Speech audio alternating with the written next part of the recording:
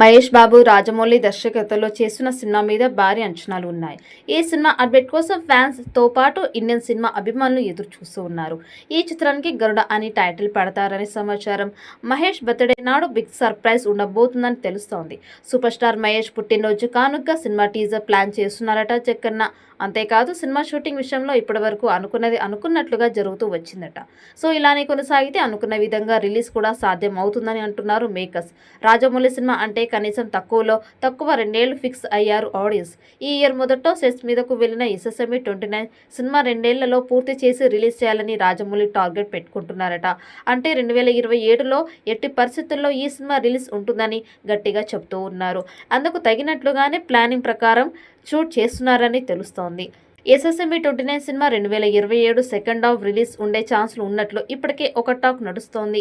Forest adventure back డ్రాప్తో తెరకెక్కుతున్న ఈ సినిమాలో పురాణాల టచ్ కూడా ఉంటుందని తెలుస్తోంది. ఎస్ఎస్ఎంఈ 29 సినిమాలో ప్రియాంక చోప్రా నటిస్తున్న విషయం తెలిసిందే. మలయాళ స్టార్ పృథ్వీరాజ్ సుకుమారన్ కూడా ప్రతి నాయకుడిగా చేస్తూ ఉన్నారు. సో మొత్తానికి మహేష్ రాజమౌళి సినిమా ఏ రేంజ్లో ఉండాలని ఫ్యాన్స్ కోరుకున్నారో దానికి ఒక మెట్టు ఎక్కువగానే జక్కన్న ప్లానింగ్ ఉందని అర్థమవుతోంది. ఆగస్టు 9న హైదరాబాద్లో ఈ సినిమా గ్రాండ్ ప్రెస్ మీట్ ని రాజమౌళి ఏర్పాటు చేయనున్నారని సమాచారం. ఈ ప్రెస్ మీట్ లో సినిమా టైటిల్, కథాంశం గురించి, హింట్స్ గురించి అధికారిక ప్రకటన ఉండే అవకాశం ఉంది. ఈ అప్డేట్ తో మహేష్ ఫ్యాన్స్ కి రాజమౌళి బర్త్డే రోజున డబుల్ ధమాకా ఇవ్వనున్నాడు. ఈ సినిమా ఒక గ్లోబల్ యాక్షన్ అడ్వెంచర్గా రూపొందుతూ ప్రియాంక చోప్రా, జోనస్, పృథ్వీరాజ్ సుకుమారన్ వంటి స్టార్ క్యాస్ట్ 1000 కోట్ల రూపాయల బడ్జెట్తో నిర్మితమవుతోంది. అయితే ఈ సినిమా కోసం బాలీవుడ్ నటుడిని రాజమౌళి సంప్రదించినప్పటికీ ఆయన ఈ ఆఫర్ని తిరస్కరించడం సినీ వర్గాల్లో సంచలనం మారింది. ఎస్ఎస్ఎంఈ 29లో మహేష్ బాబు తండ్రి పాత్ర కోసం నానా పటేకర్ని రాజమౌళి ఎంచుకున్నారు. ఈ పాత్ర కేవలం 15 రోజుల షూటింగ్ కోసం 20 కోట్ల భారీ రెమ్యునరేషన్ ఆఫర్ చేశారు. అంటే రోజుకి దాదాపు 1.3 కోట్లు. రాజమౌళి స్వయంగా పూణేలోని నానా పటేకర్ ఫామ్ హౌస్ కి వెళ్లి స్క్రిప్ట్ ని వివరించారు.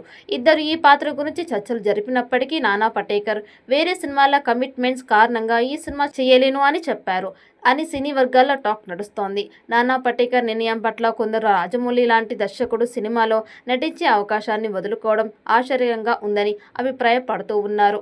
మరి ఈ చిత్రం ఎలాంటి రికార్డ్స్ క్రియేట్ చేస్తుందో ఈ వీడియో మీకు నచ్చినట్టయితే లైక్ చేయండి, షేర్ చేయండి. మరిన్ని అప్డేట్ కోసం మన ఛానల్ని సబ్స్క్రైబ్ చేసుకోండి.